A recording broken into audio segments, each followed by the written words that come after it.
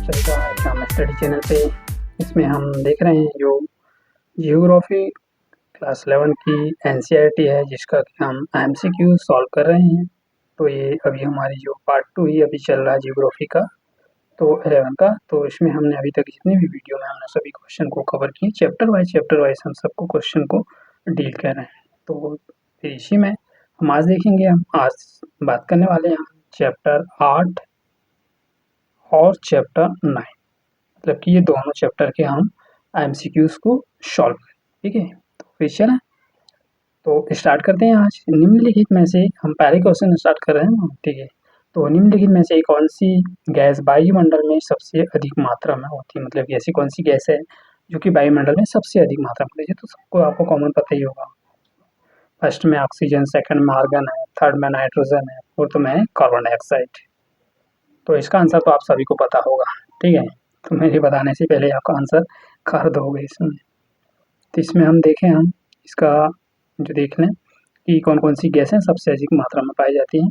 First में nitrogen N2 78%, oxygen है 20.95%, argon है इसमें, इसका फार्मूला ऑक्सीजन को 2, आर्गन का AR इसकी 0.93, और कार्बन डाइऑक्साइड का CO2 इसकी कुल मात्रा है 0.036%, और नियॉन का फॉर्मूला है क्या, सूत्र इसका Ne, इसका कितना वायुमंडल, इसका प्रतिशत 0.002। ठीक है, और हीलियम का इसका He, इसका कुल कितना है 0.0005%। ठीक है, और कैप्टो का Kr, इसका कुल है कितना 0.001%, और इसमें जेनेन का Xe, तो इसमें 0.00009%, और फिर हाइड्रोजन में देखें आप He में तो 0.0005%।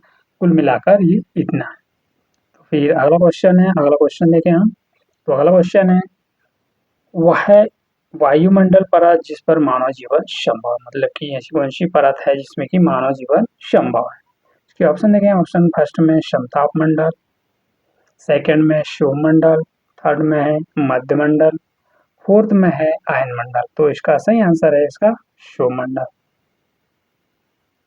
ठीक है, जैसे कि आप यहाँ पर देख भी सकते हैं, अभी जो कि सबसे ज्यादा निचले स्तर पर है, आपको क्षोभमंडल देखने पड़ेगा जहाँ पर कि जीवन संभव है। बाकी यहाँ पर तो है कुछ नहीं, सबसे ऊपर है। सबसे इनको layer wise south to north आ सकता है या नॉर्थ टू साउथ में। सबसे पहले आएगा क्या, बहिर्मंडल, फिर उसके बाद में आएगा वायुमंडल, फिर मध्यमंडल, मध्यमंडल की सीमा है जो मध्यमंडल, फिर इसके बाद समताप की सीमा है जो कौन सा समताप मंडल, फिर ये सोममंडल और सोम सीमा को है सोम। तो इसको कैसा कर सकते हैं आप, यहाँ बी, और फिर इसमें और बी एम, और फिर क्या है एस, और सोम यस BMSS। इस तरह से आप इसको याद रख सकते हैं ट्रिक बना के। फिर अगला क्वेश्चन देखें हम। समुद्री नमक, पराग, राख, धुएं की कलिमा महीन मिट्टी किससे संबंधित है। इस तरह की मिट्टी कहाँ पर मिलती है आपको, या इनमें से चार में से कौन सी।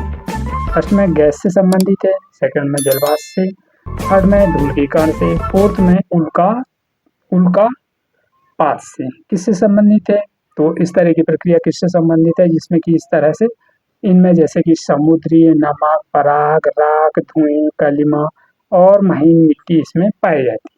तो ये ऐसा कौन सा है इसका, तो बताइएगा। तो इसका सही आंसर है आंसर नंबर 4, उल्कापात। ठीक है, जैसे कि अब इसमें देखें हम, ऑप्शन डी इसका करेक्ट आंसर है।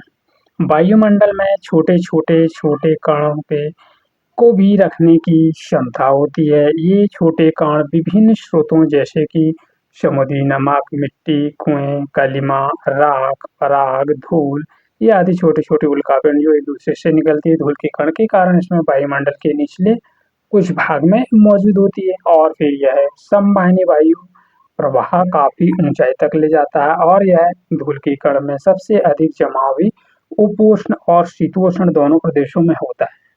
क्या बोला मैंने? धूल के कण कहाँ ज़्यादा जमा होता है? इसमें आपको देखने को मिलेगा उपोष्ण और शीतोष्ण, ये दोनों जगह पर आपको धूल के कण के जमा देखने को मिलेंगे और ध्रुवीय प्रदेश में इसकी तुलना यहाँ अधिक मात्रा में होते हैं और ये धूल के कण नमक कण या आर्द्रग्राही की तरह ये कार्य करते हैं। इसके चारों ओर क्या होता है? जलपात संघनित हो जाता है। ठीक है, फिर अगला क्वेश्चन देखें हम।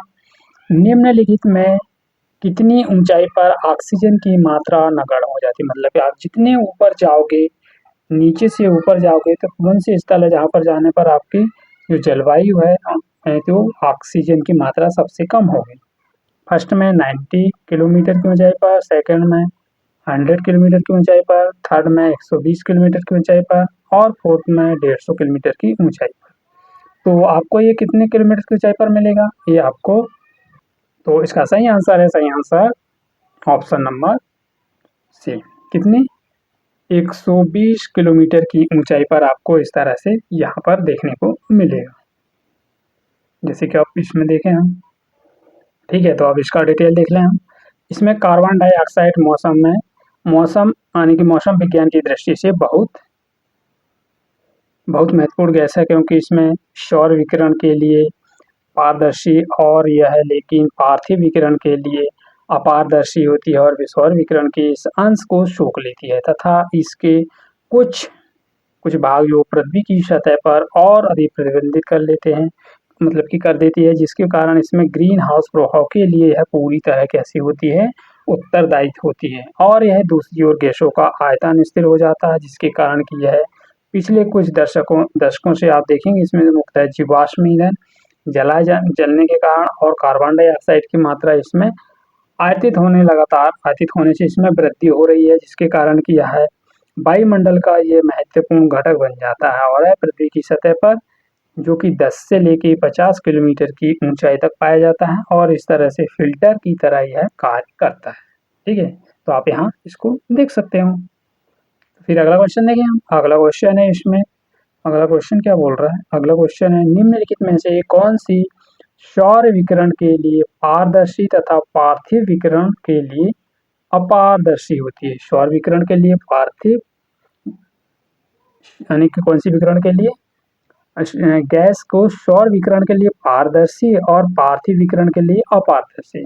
तो इसमें देखें हम, फर्स्ट में ऑक्सीजन है, सेकंड में नाइट्रोजन है, थर्ड में हीलियम, फोर्थ में कार्बन डाइऑक्साइड। तो इसमें कौन सा है? इसमें सही आंसर है ऑप्शन नंबर डी। कौन है? Carbon dioxide. सॉरी, यहाँ ऑप्शन नंबर सी है। इसमें क्या है? इसमें देख तो ले पहले पढ़ के कि ऑप्शन सी है या डी है। ये यहाँ से करेक्शन कर लीजिएगा, ये डी है। ठीक है, तो वायुमंडल में गैस जलवाष्प के धूल के कण के से बना है, जिसको सारणी 1.1 में आप इसकी एनसीईआरटी की सारणी में देख सकते हैं और यह हवा युक्त उपस्थित जैसे गैसों का विवरण होता है जो वायुमंडल के निचले भाग में पाई जाती हैं और वायुमंडल के कुछ ऊपरी परतों में गैसों का अनुपात है इस प्रकार बदलता है, जिसमें कि 120 किलोमीटर की ऊंचाई पर जाने पर आपको ऑक्सीजन की हम मात्रा कैसी हो जाती है? नगण्य हो जाती है, जिसमें कार्बन डाइऑक्साइड इसमें एवं के रूप में कार्य करता है। ठीक है, तो ये तो था हमने चैप्टर 8 के देखे। अब देखें हम, स्टार्ट करें हम चैप्टर 9। चैप्टर 9 में है, चैप्टर 9 सौर विकिरण ऊष्मा तापमान। तो इसका पहला क्वेश्चन, फर्स्ट क्वेश्चन देखें हम। इसका फर्स्ट क्वेश्चन है निम्नलिखित में से किस अक्षांश को 21 जून को दोपहर सूर्य की विकिरण सीधी पड़ती है? तो इसका ऑप्शन देखें। फर्स्ट में विषुववृत्त पर, सेकंड में 23.5 उत्तरी डिग्री पर और थर्ड में 66.5 डिग्री दक्षिण में और इसमें फोर्थ में 66.5 डिग्री उत्तरी में। तो हम इसमें देखें हम, तो इसका आंसर है, सही आंसर आप देखिएगा, इसमें सही आंसर है, हम यहाँ देखें तो जैसे कि इसको वही क्वेश्चन है ये भी, तो इसका आंसर देखें हम 66.5 तो है पर किस दिशा में है उसको देख लेते हैं हम। तो इसमें देखें हम, परिक्रमा समतल 66.5 का कोण बनाता है, जिसमें कि ये किसमें अक्षांशों पर सूर्यताप की जो मात्रा बेहद प्रभावित होती है। निम्नलिखित में से उत्तरी गोलार्ध में, जैसे कि इसमें दिया है 66.5 उत्तरी गोलार्ध में, मतलब कि ये वाला आंसर कौन सा होगा इसमें? डी। ये दक्षिणी है तो ये उत्तरी है, ठीक है। तो इसमें आप यहाँ देख सकते हैं। और फिर इसमें इसको दर्शाया गया है कि और हमको कब देखना है? 21 जून को। इसमें 6 महीने के बाद आप यहाँ सारणी में इसको देख सकते हैं। जैसे सौरमंडल है, ओजोन परत जैसे विकिरण के बारे में आप इसको और ज़्यादा डिटेल में आप एनसीईआरटी में पढ़ सकते हो। देखिए हम अगला क्वेश्चन है, निम्नलिखित में से किन शहरों में दिन सबसे ज़्यादा लंबा होता है? मतलब कि जो 4 शहर दिए गए हैं भारत के, इनमें से दिन कौन से शहर में सबसे ज़्यादा होता है? फर्स्ट में तिरुवनंतपुरम, सेकंड में हैदराबाद, थर्ड में चंडीगढ़, फोर्थ में नागपुर। तो इसमें कौन से में इसका सही आंसर देखिएगा आप। सही आंसर इसमें ऑप्शन नंबर 3 सी। कौन सा? Option number C, Chandigarh. तो इसमें हम देख लें, हम इसका डिटेल इसकी पूर्ण व्याख्या देखें हम। भारत के उत्तरी भाग में, जैसे कि उन शहरों में जो कि कर्क रेखा के पास स्थित है और यह सबसे लंबा है, ये इसलिए है कर्क रेखा के ऊपरी उत्तरी गोलार्ध में, आप यहाँ देख सकते हैं। और फिर इसमें कि जैसे कि आप यहाँ देखेंगे उत्तर में चंडीगढ़, और फिर इसमें दिल्ली है और उत्तरी शहर है, ठीक है। तो अपन हमको तो चाहिए क्या? चंडीगढ़। तो हमारे आंसर में दिल्ली होता है या चंडीगढ़ होता है, दो में से कोई भी हम लगा सकते हैं। तो हमको इसमें आंसर के हिसाब से क्या मिला? हमको मिला क्या? चंडीगढ़। तो हमने टिक किस पे की है? चंडीगढ़ में, ठीक है। तो फिर इसकी सूर्य की किरणें क्षेत्र की ओर झुकी होती है कितने? 23.5 डिग्री अंश पर। और फिर इसमें हम देखेंगे जिसमें कि सूर्य की किरणें, प्रकाश की किरणें कई घंटे की अवधि के परिवर्तन होता है, जिसके माध्यम से हम इसमें लंबे ध्रुव, मतलब उत्तरी ध्रुव की ओर सूर्य कैसा होता है? इसमें झुका होता है। इस वजह से उत्तरी गोलार्ध में यह लंबी दिन होते। किसमें? उत्तरी गोलार्ध में। सूर्य झुका होने के कारण उत्तरी गोलार्ध कैसा होता है? उत्तरी गोलार्ध में दिन जैसे होते हैं वह लंबे होते हैं। और दक्षिणी गोलार्ध में आप रातें देखेंगे तो रातें यहाँ पर लंबी होती हैं। यहाँ पर दिन लंबे होते हैं उत्तरी गोलार्ध में, और दक्षिणी गोलार्ध में रातें लंबी होती हैं। फिर इसमें देखें हम कर्क रेखा 23.5 डिग्री 23.5 डिग्री उत्तरी अक्षांश और उत्तरी गोलार्ध पर उस समय रेखा को प्रतिनिधित्व करती है, जो कि 21 जून को सीधे ऊपर दिखाई देती है और 21 जून को उत्तरी गोलार्ध पर स्थित होती है। जैसे इसका कारण यह 21 जून का दिन सबसे लंबा होता है।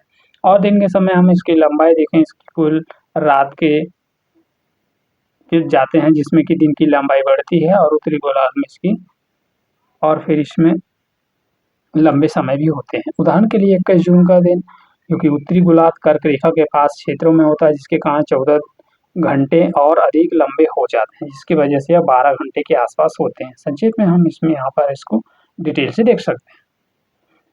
तो फिर अगला क्वेश्चन देखें, निम्नलिखित में से किस प्रक्रिया द्वारा वायुमंडल में मुख्यतः गर्म होती है? किस प्रक्रिया के कारण वायुमंडल मुख्यतः गर्म होती है? ऑप्शन में देखें तो ए में है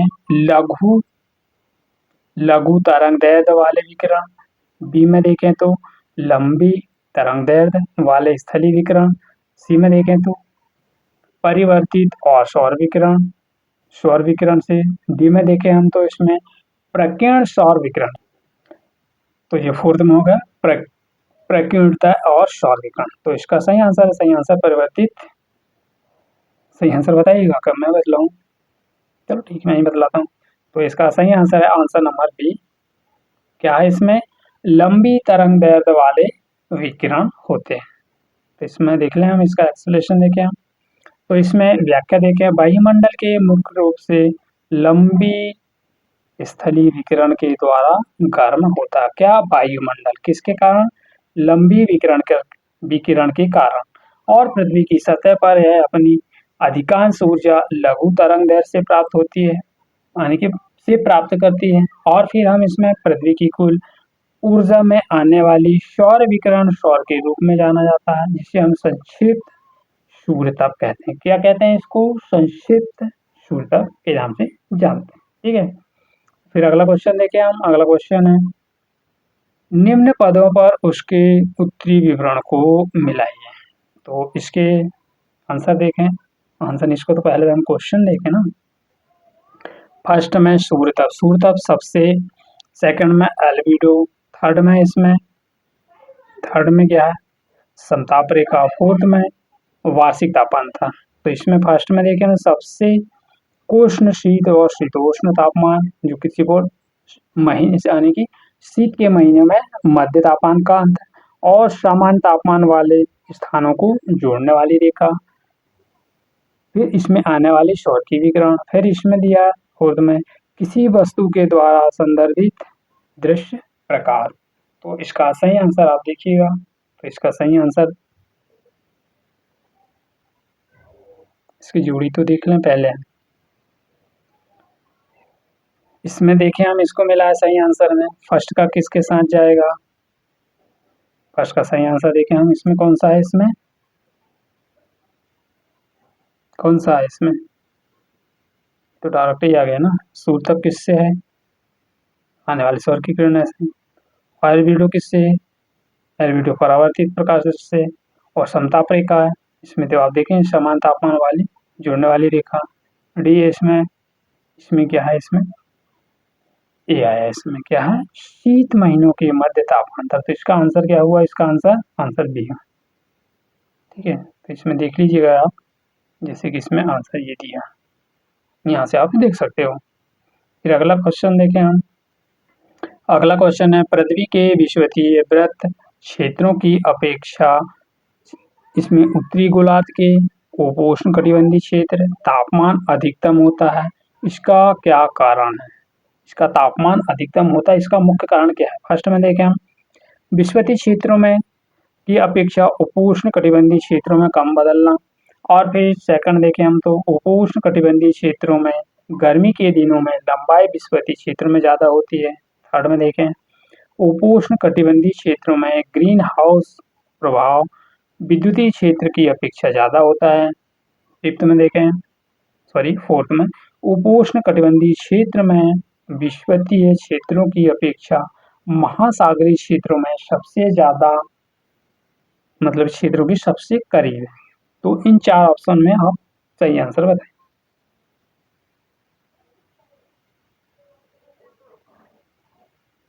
तो इसका सही आंसर देखिएगा, सही आंसर है ऑप्शन नंबर ए।